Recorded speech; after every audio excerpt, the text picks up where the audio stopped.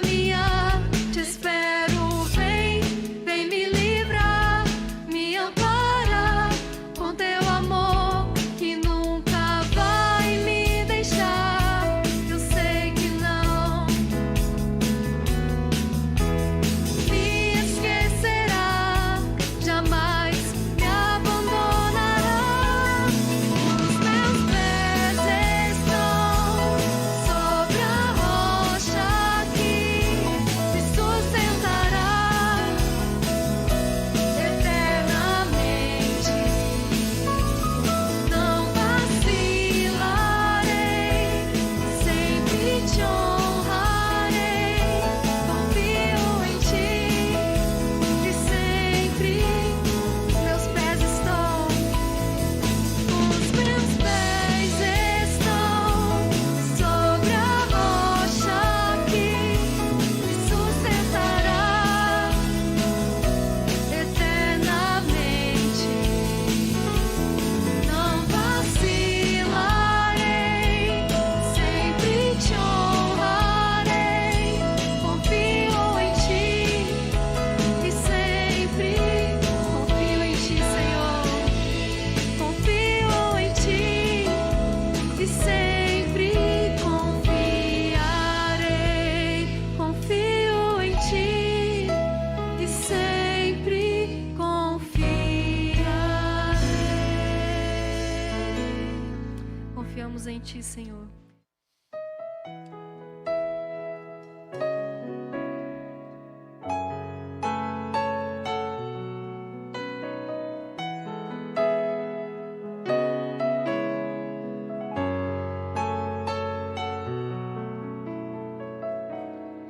Tudo que sei, que nada sei, diante de todo teu poder.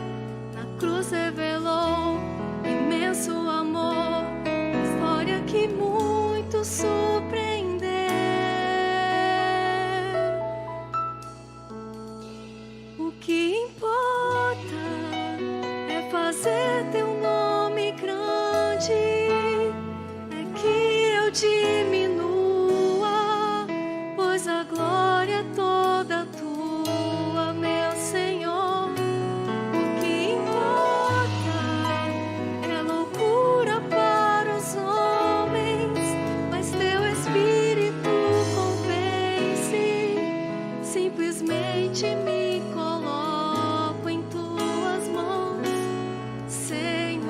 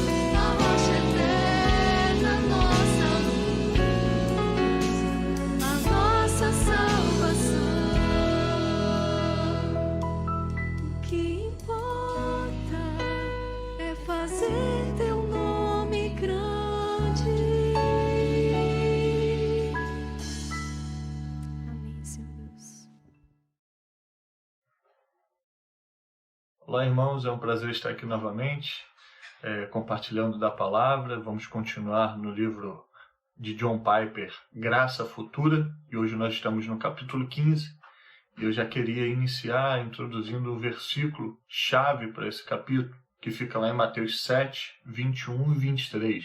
A palavra do Senhor diz assim: nem todo aquele que me diz, Senhor, Senhor, estará no reino dos céus, mas apenas aquele que faz a vontade do meu Pai, que está nos céus. Muitos me dirão naqueles dias, Senhor, Senhor, não profetizamos em seu nome? Em teu nome não expulsamos demônios e não realizamos muitos milagres? Então eu lhes direi claramente, nunca os conheci. Afastem-se de mim, vocês que praticam o mal.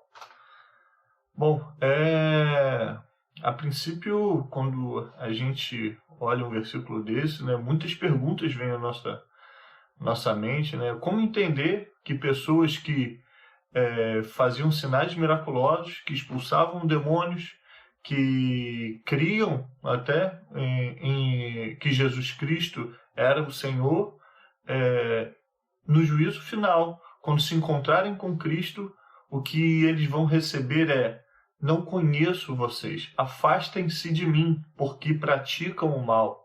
É uma passagem muito forte. Quando a gente olha para a palavra, a gente vê que aquelas pessoas que receberam essa palavra de Cristo, elas não esperavam por isso. Elas ficaram realmente perplexas, porque elas conheciam a promessa e o que Cristo fala para elas ali é: não os conheço. Elas ficam chocadas com a rejeição de Jesus. E como entender esse versículo? Parece que em nossos tempos, né, na nossa geração, você não vê muitos debates relacionados a pontos como esse que nós acabamos de ler em Mateus. Mas quando a gente olha para o passado, nós vemos um grande número de teólogos discutindo assuntos como esse, né? A gente destaca aqui, que o autor trouxe para a gente nesse livro, uma palavra de um teólogo da antiguidade chamado Jonathan Edwards, que ele falou certa vez sobre esse assunto, que não é razão suficiente determinar que os homens são santos e suas afeições bondosas, porque suas afeições são acompanhadas de uma confiança excessiva que seu estado é bom. O que ele quer dizer com tudo isso? Resumindo, né? Ele estava passando por um momento de avivamento da igreja. E existia uma preocupação com a fé das pessoas.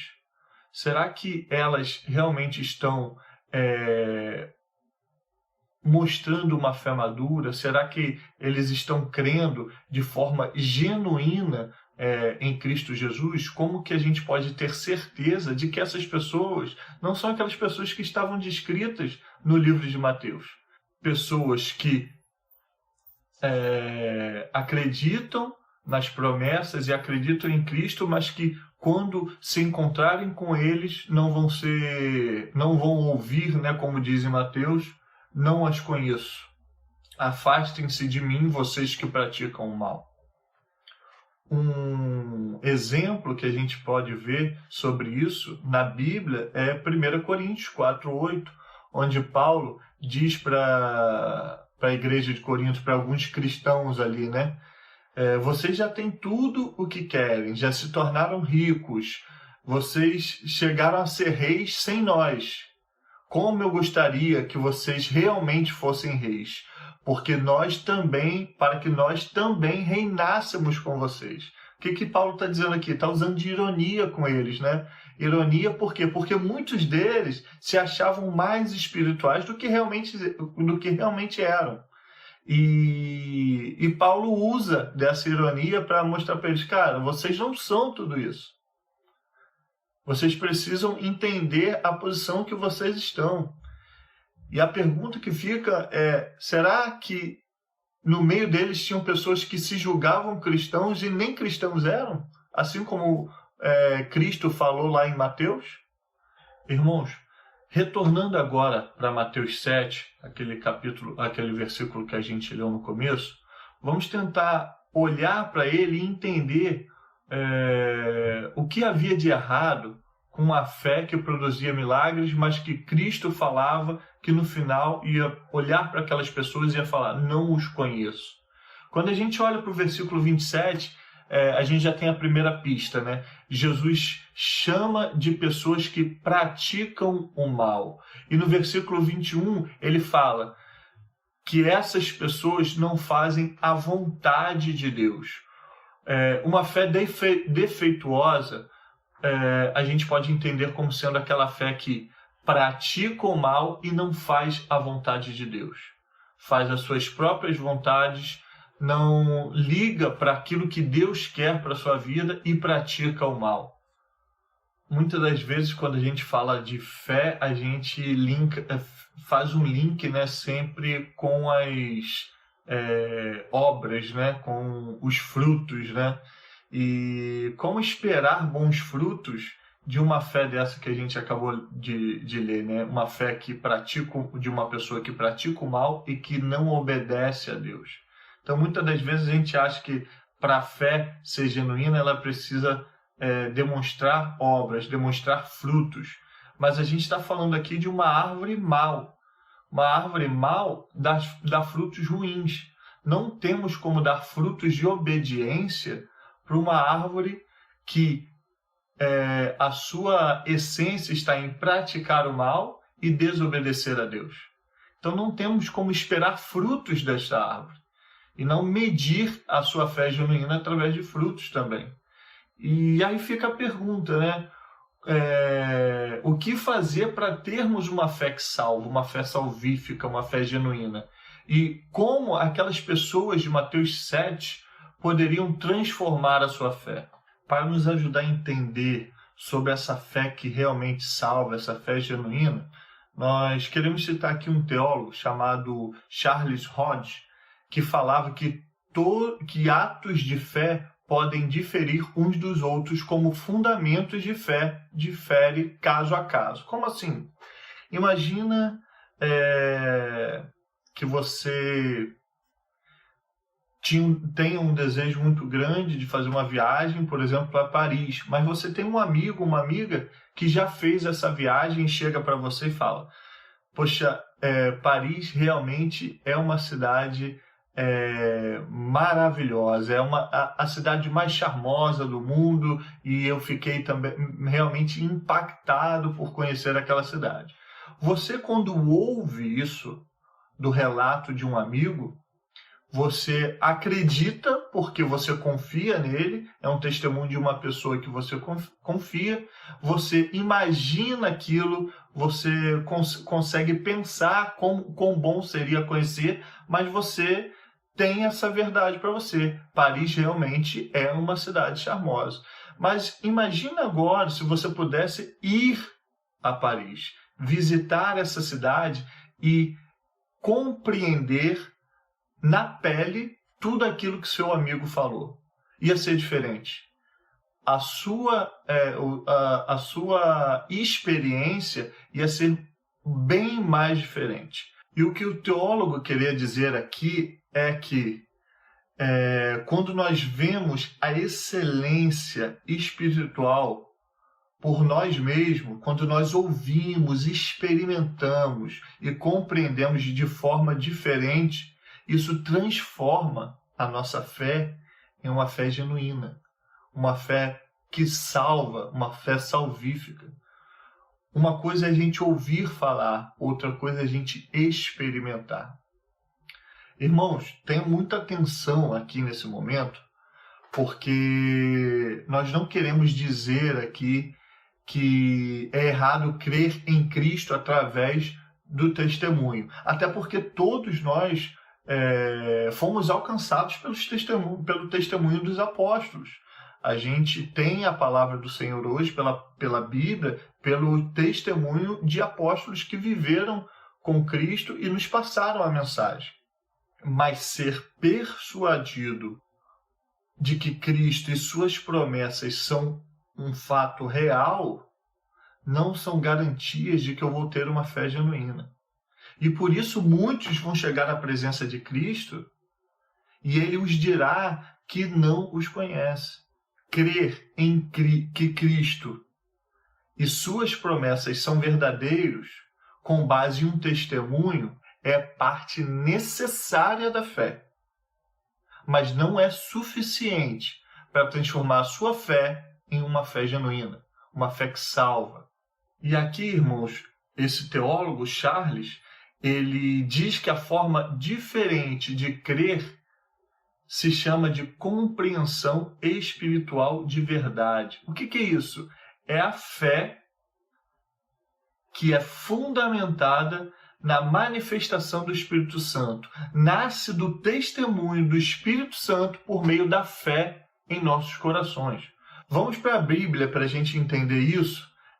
Quando a gente pega em Mateus 16 e 17, fica mais nítido essa compreensão. A palavra de Deus diz: Simão Pedro respondeu: Tu és o Cristo, Filho do Deus vivo. Respondeu Jesus: Feliz é você, Simão, filho de Jonas, porque isto não foi lhe revelado por carne ou sangue, mas por meu Pai que está nos céus. Cristo está dizendo aqui que Pedro, ele creu não por meio de nada material, de carne ou sangue, mas por revelação do Pai.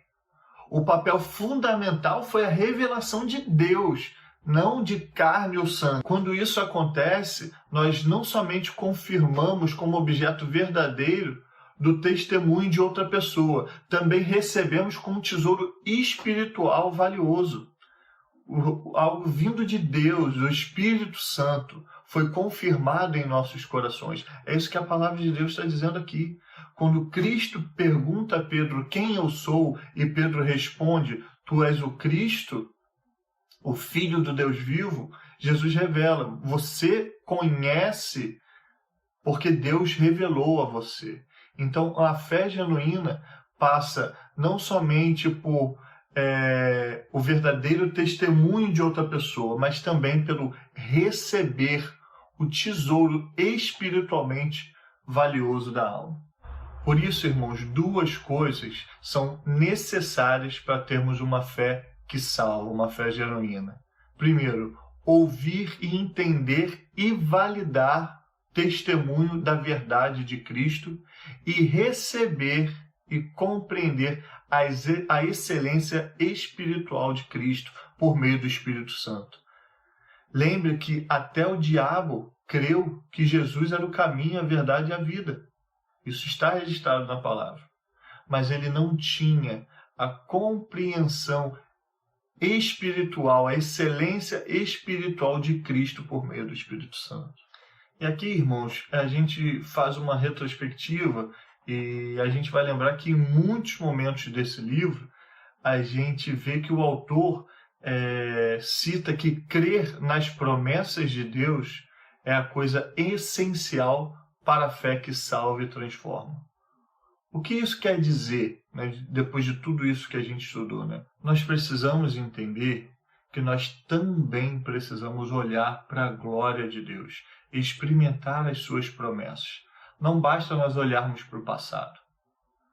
Não basta olhar só para aquilo que Cristo fez. Mas nós também temos que olhar para o futuro, para a glória de Deus, para as promessas do Senhor. Talvez isso possa ser um dos motivos, ou maiores motivos, né, que tantas pessoas ficam pelo caminho, tantas pessoas, tantos ditos cristãos, desistem da sua fé, porque esquecem de contemplar a glória de Deus, a glória do Senhor, de olhar para as promessas e experimentar o prazer de viver para a sua glória. Quando as tribulações chegam na vida dessas pessoas, elas desistem por não ter em suas mentes a glória do Senhor, as promessas do Senhor, a certeza do futuro, daquilo que o Senhor separou para nós. E essa conversão duradoura é aquela fundamentada na glória de Deus que a gente vê em 2 Coríntios 3,18, que diz que somos transformados de glória em glória à imagem do Senhor, como espelhos olhando de glória em glória, transformados à imagem do Senhor, um processo de santificação. Daniel Fuller, um teólogo, falou sobre isso de forma muito assertiva. Ele diz: a fé que somente olha para trás, para a morte e ressurreição de Cristo, não é suficiente. O perdão para o cristão também depende, como no caso de Abraão, de ter fé futurista nas promessas divinas. Assim, não podemos considerar a fé justificadora suficiente se ela honra apenas o ato do passado, da morte e ressurreição de Cristo, mas não honra as promessas futuras. Diante disso, irmãos, já indo para o final, a gente conclui aqui que a beleza espiritual que nós precisamos abraçar é a beleza divina que estará à nossa disposição no futuro, certificada pela graça gloriosa do passado. Irmãos, a minha oração é para que a nossa fé seja uma fé genuína. Não uma fé de Mateus 7, mas uma fé que consiga olhar para o passado, crer no sacrifício de Cristo Jesus na cruz, mas que também não esqueça o futuro, que a gente possa olhar as promessas de Deus e que possamos ser transformados de glória em glória, nos parecendo cada vez mais com Cristo no processo de santificação. E que nos momentos de tribulação a gente possa estar fortalecido por sabermos para onde vamos e as promessas que Deus tem para nós. Amém? Deus abençoe.